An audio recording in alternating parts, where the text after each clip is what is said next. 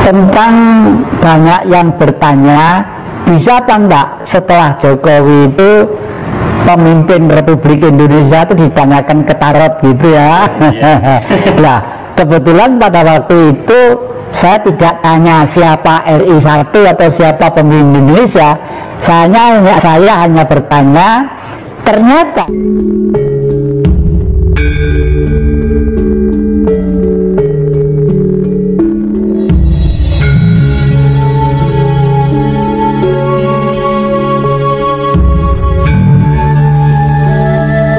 ya syukurlah kalau banyak orang atau pribadi-pribadi yang menemukan atau memperoleh atau mendapat amanah tentang harta karun. Tapi saya tidak boleh berpikiran tentang itu, karena bagi saya harta karun Bung Karno itu adalah ajaran Bung Karno, Pancasila atau Marxisme itu sendiri. Nah, kalau Pancasila masih abstrak, artinya zaman Orde dulu Pancasila, tapi kenapa digulingkan? Karena yang dihapus Marxismenya. Lah, kenapa? Oleh karena itu sekarang tugas saya adalah pelan-pelan lewat media yang bisa saya sampaikan untuk manusia memahami tentang Marxisme. Karena Marxisme itu dari kata marhen, orang yang miskin karena sistem, bukan karena golongan, bukan karena kelompok dan sebagainya. Nah, jadi di dalam perjuangan yang diperjuangkan apa? Sistem itu sendirilah.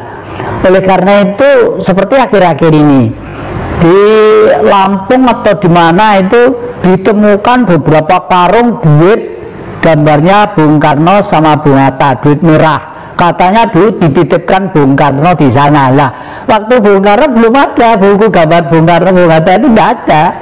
Ya baru akhir-akhir ini aja.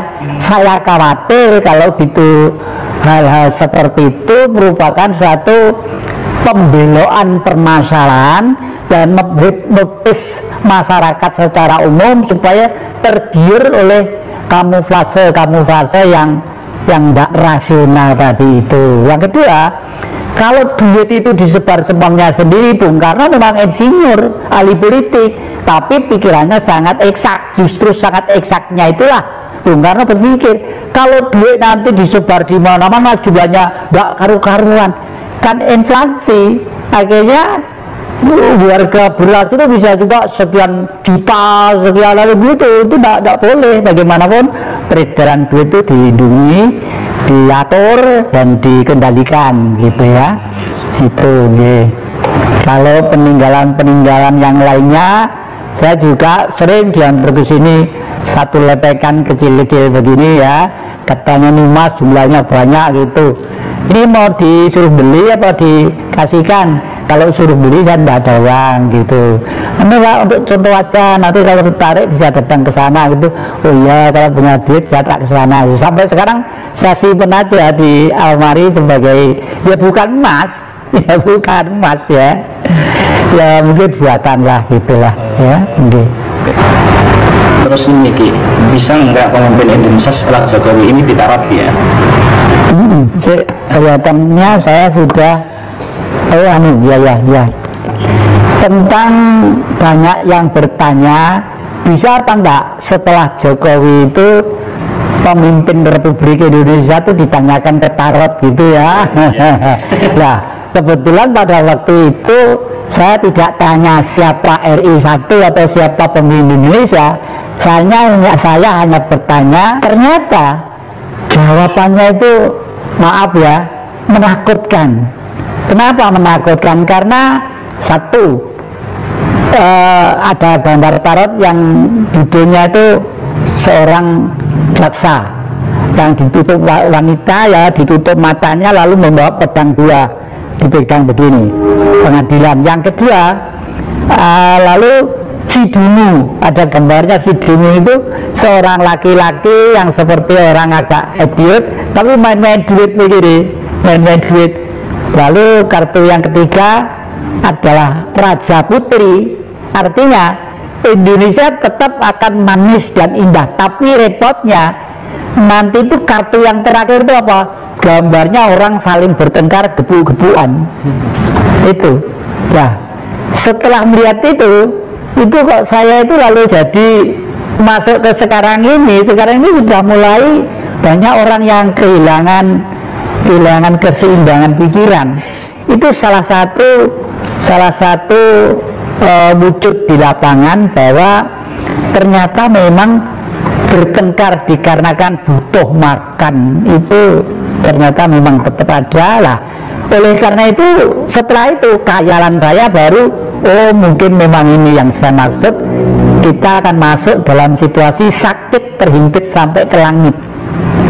Jadi baru setelah Indonesia nanti itu masyarakatnya itu kepepet semuanya, pendidikannya kepepet, kesejahteraannya kepepet, membuka ini kepepet, buka ini kepepet, dana itu mungkin baru nanti itu akan ada satu manusia yang tampil di zaman, bayangan saya ini berjalan sampai tahun 2004 bayangan saya, tapi mulai gejolak itu mulai tanggal 12 bulan 12 ya, mulai dari itu yang saya ceritakan di depan tadi itu. Oleh karena itu di depan nanti mungkin setelah manusia itu semakin lama semakin bingung ya, orang politik dalam tanda petik tidak kangge, orang-orang profesor doktor juga tidak dihiraukan, hanya mencari seseorang yang ngerti tentang perasaan rakyat. Mungkin itu karena rakyat itu tidak butuh duit, tidak butuh titel, tidak butuh embel-embel macam-macam, butuh wetenge wareg uripe iki tentrem ayem itu tidak butuh duit, butuh suasana dan kebijaksanaan. Itu ilmu juga. Kalau di pewayangan digambarkan sebagai Prabu Puntadewa, jadi ratu sederhana. Kalau yang ini masih pakai ini ya, pakai macam-macam. Kalau Prabu Puntadewa tidak mikir ya. Jujur digambarkan kakinya itu tidak nambah lemah, nawang begini, artinya nggak duniawi gitu lah artinya itu. Nah, kalau bangsa harus seperti Bratasena, gagah itu, bangsa harus tegar gagah, tapi ratu harus tetap sederhana ya kan? Terus di tahun 2004 kira-kira Indonesia itu seperti apa di mata Aki? Bayangan saya hanya dengan sistem kerajaan ala Jawa ya, maaf loh, bukan Mataram loh ya, Solo, Jogja itu Jawa, tapi Mataram lama sampai ke Mataram baru. Yang Mataram lama waktu yang Sultan Agung Hanyokrokusumo itu waktu menyerang ke Batavia, itu tadi di televisi saya sebarkan cerita kuda lumping itu sebenarnya Prabu yang Sultan Agung menyerang Batavia ya, itu nanti itu kalau sudah dipimpin oleh seseorang yang seperti itu mungkin akan damai, ayem, tentrem gitu ya. Itu harus bijak lah gitu. Akhir-akhir ini apakah yang jadi dapat dari leluhur atau guru sejati? Wah, saya selalu konsultasi dengan guru sejati saya ya. Guru itu bagi saya ada 3. Guru hidup adalah bapak dan ibu saya ya. Itu guru, waktu sejak kecil saya belajar dari beliau dan hasilnya memang hebat sekali. Guru yang kedua adalah guru politik. Itu saya mencari guru, harus mencari seorang politikus yang terbesar kelasnya dunia, yaitu Bung Karno, yang pernah memimpin Asia, Afrika, Amerika Latin untuk mewujudkan perdamaian dunia dengan kegiatan yang dinamakan olahraga dan kebudayaan dan kesenian, bikin new emerging forces ya, satu kekuatan baru membentuk satu dunia baru itu ya. Yang ketiga adalah guru sejati yang diberikan kepada jati ya, karena jati ini, guru sejati itu siapa? Diberikan sejak saya dalam kandungan ibu berbentuk cahaya. Cahaya itu adalah cahayanya Allah yang bersinar kepada setiap titahnya, baik kepada binatang, baik kepada cacing, kepada pohon-pohon, kepada gaib-gaib, kepada gendruwo, kepada toyol, kepada apa, apalagi kepada manusia. Di antara ciptaan-ciptaannya tadi yang paling istimewa adalah percaya di dalam tubuh manusia. Oleh karena itu di dalam agama disebutkan manusia itu ada makhluk yang dimuliakan oleh Allah. Di dalam agama Islam seperti itu. Artinya hanya manusia yang patut terdepan untuk membawa kehidupan yang nyata dan tidak nyata, yang gaib dan tidak gaib, yang kecil dan yang besar itu adalah manusia. Nah, Bung Karno sudah membuktikan itu di zaman era baru. Makanya di Jakarta itu budaya di Timur Tengah sudah diboyong ke Jakarta. Namanya apa? Tugu Monas. Yang bawah itu segi 4, yang namanya lingga. Ibu-ibu yang di atas itu Bapak Yoni ya, lingga dan Yoni ya. Alulan lumpang seperti di rumah kakek itu di depan ada alu lumpang. Itulah di bawah atasnya Mas, artinya murni.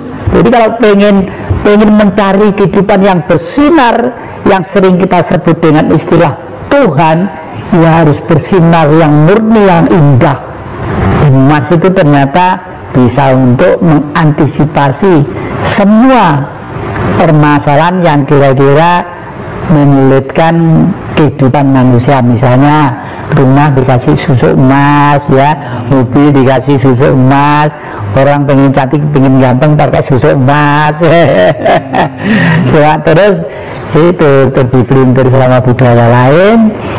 Waduh, nggak boleh makan, jangan kelor ya, jangan terus susuk iso rontok gitu.